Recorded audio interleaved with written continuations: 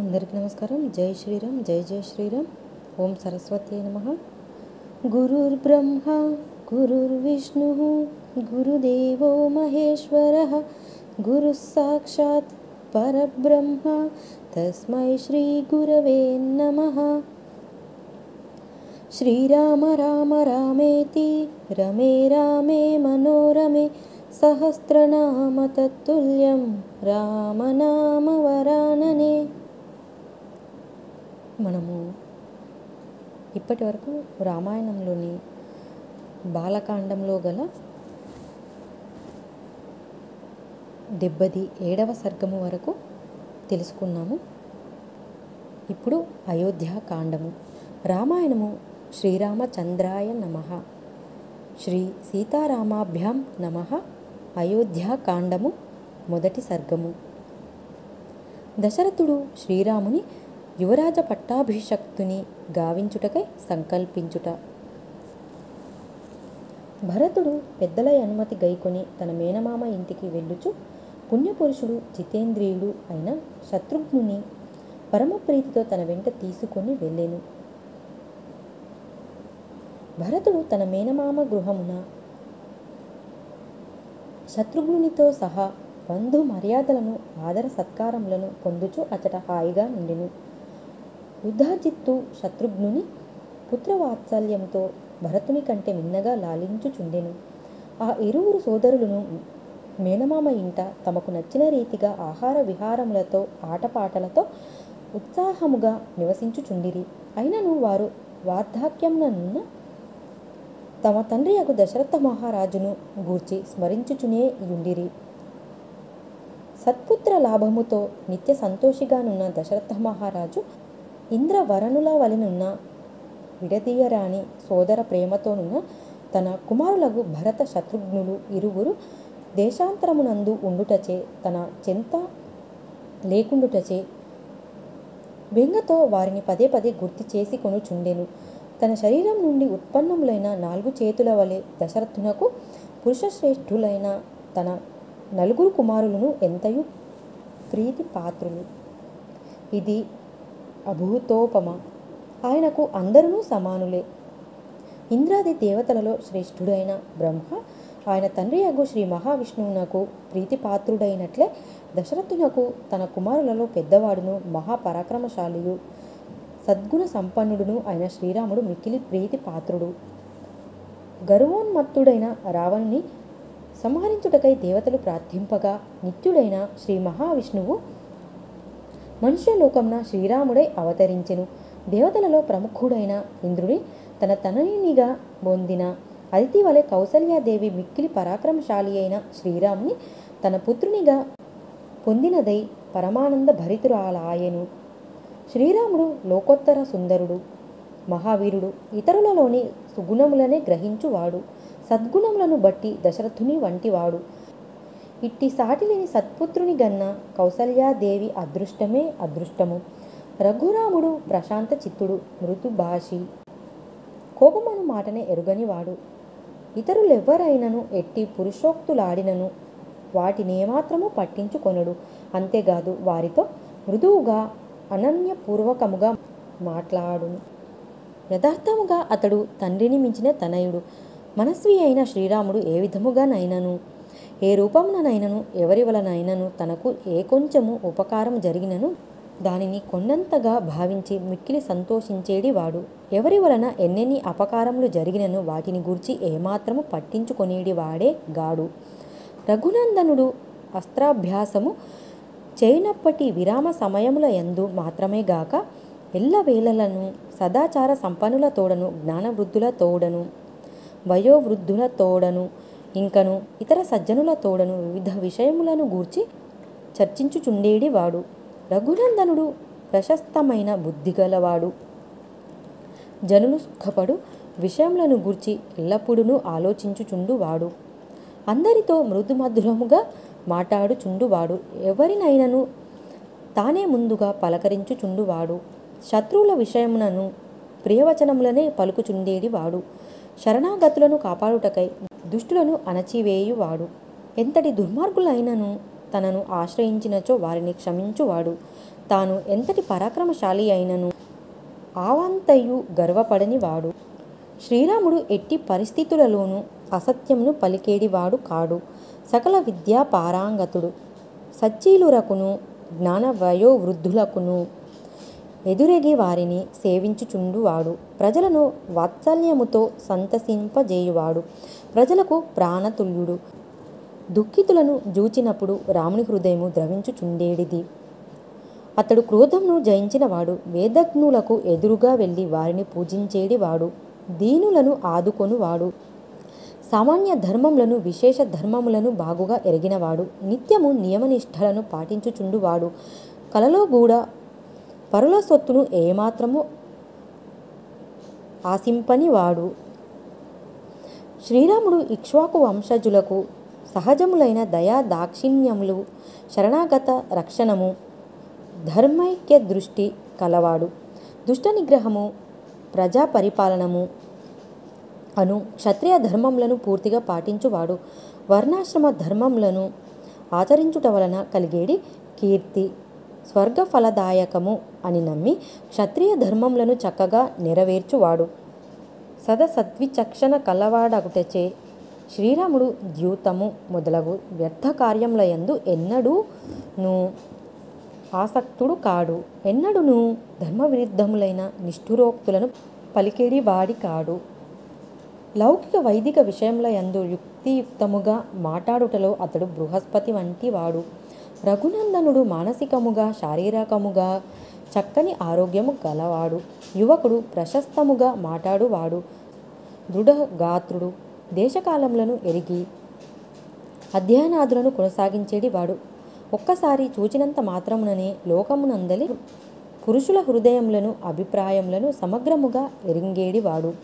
పరమ సాధువు. అపకారుల ఎడగూడ సాధుత్వమునే ప్రకటించువాడు. సాటిలేని సద్గుణములు గల మహాపురుషుడు. మహారాజ కుమారుడైన శ్రీరాముడు ఉత్తమోత్తమ గుణములకు పెన్నిధి. ఆ సద్గుణముల కారణముగా ఆయన ప్రజలందరికీ మిక్కిలి ప్రేమాస్పదుడు.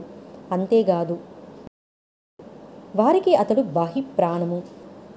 భరతాగ్రజుడైన రఘురాముడు చక్కగా వేదాంగములను శాస్త్రములను అధ్యయనము చేసినవాడు. సమావర్తనాది వ్రతములను ఆచరించినవాడు. శస్త్రాస్త్రములను ప్రయోగించుటలో ఇతర ధనుర్ధారుల కంటే దశరథుడే మిన్న కాగా శ్రీరాముడు ఆయనను మించినవాడు.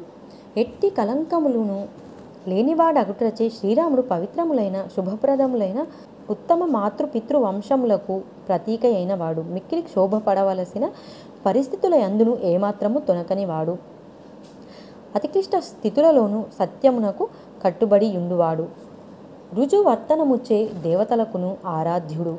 ధర్మార్థ విషయముల యందు నిష్ణాతులైన బ్రాహ్మణోత్తముల కడ సుశిక్తుడు. ధర్మశాస్త్రములలో పేర్కొనబడిన రీతిగా ధర్మార్థ కామ తత్వములను లోతుగా నెరిగి ఆయా సమయముల యందు వాటిని ఆచరించువాడు.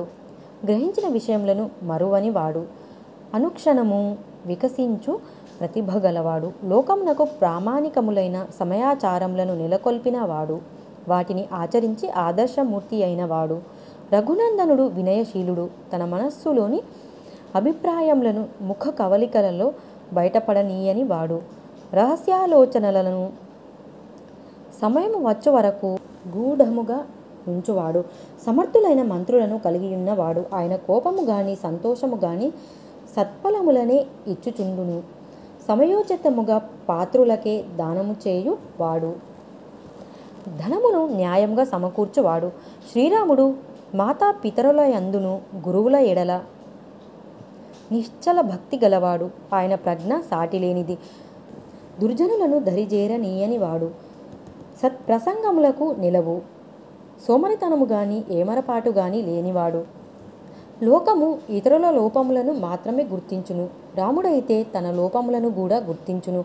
రఘురాముడు సర్వశాస్త్ర కోవిదుడు, కృతజ్ఞుడు. ఏ విధముగానైనను ఏ కొంచెమైనను తనకు ఉపకారం జరిగినచో దాన్ని మరువని వాడు. చూచినంత మాత్రముననే సాధువులను అసాధువులను సులభముగా గుర్తించువాడు. శాస్త్ర మర్యాదను అనుసరించి మిత్రులు మొదలగు వారిని స్వీకరించువాడు. పిదప తగు విధముగా వారిని ఆదుకొనువాడు. సజ్జనులను దరిజేర్చుటలోను వారికి తోడ్పడుట యందును శ్రీరాముడు కుశలుడు.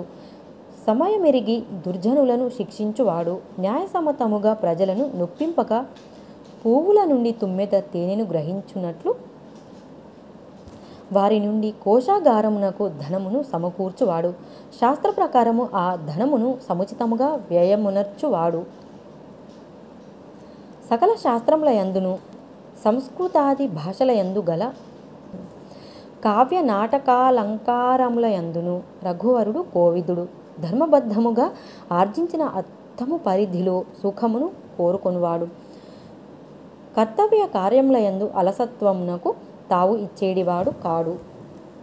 శ్రీరాముడు మనోరంజకములైన సంగీత చిత్ర కళల యందును వీణా వేణు మృదంగ తాళ విద్యల యందును ఆరితేరిన వాడు. ధనమును క్రమపద్ధతిని అనుసరించి సద్వినియోగము చేయుట తెలిసినవాడు. ఏనుగులను గుర్రములను అధిరోహించుట, అదుపు చేయుట, వాటికి శిక్షణ ఇచ్చుట ఎరిగినవాడు. రఘునందనుడు ధనుర్వేద రహస్యములను బాగుగా తెలిసినవాడు. ధనుర్ధారులలో శ్రేష్ఠుడు. సాటిలేని యోధులైన అతిరథులచే పూజింపబడువాడు. స్వయముగా తానే శత్రుసేనలకు ఎదురుగా వెళ్ళి ముందు భాగంలో నిలిచి వారిని దెబ్బతీసేడివాడు. శత్రువుల కంతు పట్టని వ్యూహరచనలు చేసి తన సేనలను కాపాడువాడు. యుద్ధరంగంన క్రోధపరవశులై ఉన్న సురాసురులకు సైతము ఎదిరింప శక్యము గానివాడు. శ్రీరాముడు అసూయ లేనివాడు, కోపమునకు లోను కానివాడు, గర్వం లేనివాడు, మాత్పర్యమును ఎరుగనివాడు, ఎట్టివారిని ఏమాత్రము అవమానింపనివాడు. సత్వరజ స్తమో గుణములకు అతీతుడు, శుద్ధ సత్వ స్వభావుడు. ఆ దశరథ మహారాజ కుమారుడు ఇట్టి ఉత్తమోత్తమ గుణములను కలిగియున్నందున సమస్త ప్రజలకును అంతేకాదు ముల్లోకములకును పూజ్యుడు. అతడు క్షమాగుణమున భూదేవి అంతటి వాడు, బుద్ధి వైభవమున బృహస్పతి, పరాక్రమమున ఇంద్రునితో సమానుడు. శ్రీరాముడు సహజ సుందరుడు. ఇంకను ఆయన ఉన్నత గుణములు తల్లిదండ్రులకు మాత్రమే గాక సకల జనులకును ప్రీతి పాత్రములు, మనోహరములు. అట్లు సద్గుణములతో అందచందములతో అలరారేడి ఆ మహారాజసుతుడు సహస్ర కిరణములతో ప్రకాశించు సూర్యుని వలె విరాజిల్లుచుండెను. ఇట్లు సద్గుణ సంపన్నుడును ఆశ్రితులను రక్షించుటయే వ్రతముగా గలవాడును, మొక్కవోని పరాక్రమం గలవాడును, దిక్పాలుర వలె అందరినీ ఆదుకొనుచుండువాడును అయిన రఘువరుడు తమకు ప్రభువు కావలెనని భూలోక ప్రజలందరూ కోరుకొనుచుండిరి. ఈ విధముగా సాటిలేని అనేక శుభ లక్షణములతో విలసిల్లుచున్న శ్రీరాముని జూచి శత్రు భయంకరుడైన దశరథుడు ఇట్లు ఆలోచింపసాగెను. వయోవృద్ధుడును జ్ఞానవృద్ధుడును అయిన దశరథ మహారాజునకు నేను జీవించి ఉండగనే ఈ రాజ్యమునకు శ్రీరాముడు రాజైనచో ఎంత బాగుండును, అది చూచి నేను సంతోషింతును గదా అను కోరిక కలిగెను. నా ప్రియపుత్రుడైన రాముని రాజ్యాభిషక్తునిగా ఎప్పుడు చూడగలను గదా అను గాఢమైన కాంక్ష దశరథుని హృదయమున నిరంతరం మెదలుచుండెను. శ్రీరాముడు ప్రజల యొక్క అభివృద్ధికై పాటుపడువాడు, సకల ప్రాణుల యొడ కృపజూపువాడు, వర్షించు మేఘము వలె జనుల సంతాపమును రూపుమాపువాడు. వారికి నాకంటెను అతడు ఎక్కువ ప్రీతి పాత్రుడు. పరాక్రమమున ఇంద్రయముల వంటివాడు, బుద్ధికి బృహస్పతి, మేరు నగధీరుడు, సద్గుణములచే నన్ను మించినవాడు. అట్టి నా కుమారుడు ఈ సమస్త భూమండలమునకును రాజు కాగా నేను ఈ వయస్సులో చూచి స్వర్గసుఖములను పొందెదను. శ్రీరామునిలోని విశిష్ట గుణములు అసంఖ్యాకములు, అవి లోకోత్తరములు.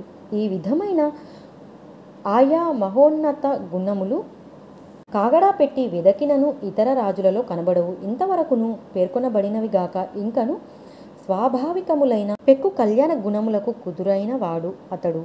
అట్టి శుభలక్షణ సంపన్నుడైన కుమారుని జూచి దశరథ మహారాజు మంత్రులతో సమాలోచనలోనర్చి శ్రీరాముని యువరాజును చేయుటకై నిశ్చయించెను. ఆకాశం నందును అంతరిక్షం నందును భూమిపైనను సంభవించుచున్న మిక్కిలి భయంకరములైన ఉత్పాతములను గూర్చియు తన శరీరముపై ప్రభావమును చూచుచున్న ముసలితనమును గూర్చియు ప్రజ్ఞాశాలి అయిన దశరథుడు మంత్రులతో ప్రస్తావించెను. పున్నం నాటి చంద్రుని వలె లోకమునకు ఆహ్లాదకరుడును మిక్కిలి బుద్ధిశాలియు అగు శ్రీరాముడు దేశ ప్రజలకు అత్యంత సంతోషదాయకుడు. ఆయన పైన వారికి గల ప్రేమాభిమానములు అపారములు. ఈ పరిస్థితులు నా సంతాపమును తొలగించునవి. కావున శ్రీరాముని పట్టాభిషక్తుని చేయుట సమంజసమే అని దశరథుడు భావించెను. ప్రజలకు సుఖ సంతోషములను గూర్చుచు వారిని రక్షించుట రాజధర్మము. అట్టి ధర్మము నెరింగిన దశరథుడు వయోవృద్ధుడైన తనకు మాత్రమే గాక ప్రజలకును హితమును గూర్చుటకై ప్రియమును కలిగించుటకై నవయువకుడైన శ్రీరాముని పట్టాభిషక్తుని చేయుటకు ఇది సరి అయిన సమయము అని భావించి అందులకై త్వరపడసాగెను. వెంటనే ఆ మహారాజు వివిధ నగర ప్రజలను, ఆయా ప్రదేశములలో నుండు జానపదులను, దేశమున గల ప్రముఖులను, సామంత రాజులను వేరువేరుగా రప్పించెను.